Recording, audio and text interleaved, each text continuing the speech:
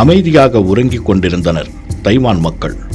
சில வினாடிகள் திடீரென பூமி குலுங்கிய சம்பவம்தான் மொத்த மக்களையும் தூங்க விடாமல் அதிர்ச்சியில் உறைய வைத்துள்ளது.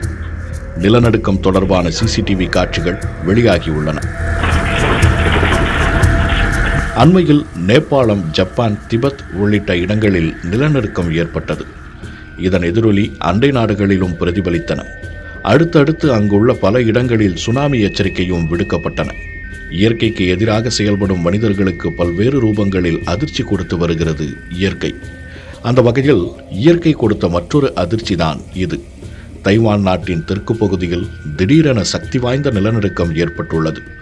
இந்த நிலநடுக்கம் ரிக்டர் அளவுகோலில் 6.4 பதிவானதாக தகவல் வெளியாகியுள்ளது. சக்தி வாய்ந்த நிலநடுக்கத்தால் அங்குள்ள கட்டடங்கள் குலுங்கத் தொடங்கின. அது மட்டுமின்றி தைவான் அருகே யூஜிங் மாவட்டத்தில் உள்ள பல்பொருள் அங்காடிகள் மற்றும் அதன் அருகில் உள்ள கட்டடங்கள் குலுங்கியதால் அங்கிருந்த பொருட்கள் அனைத்தும் கீழே விழுந்தன. சில இடங்களில் கட்டடங்கள் இடிந்து விழுந்ததாக தகவல் வெளியாகியுள்ளது. இந்த சம்பவம் தொடர்பான சிசிடிவி காட்சிகளும் வெளியாகியுள்ளன. குறிப்பாக நான்சி மாவட்டத்தில் ஒரு கட்டடம் இடிந்து விழுந்ததில் 3 பேர் சிக்கிக் கொண்டனர்.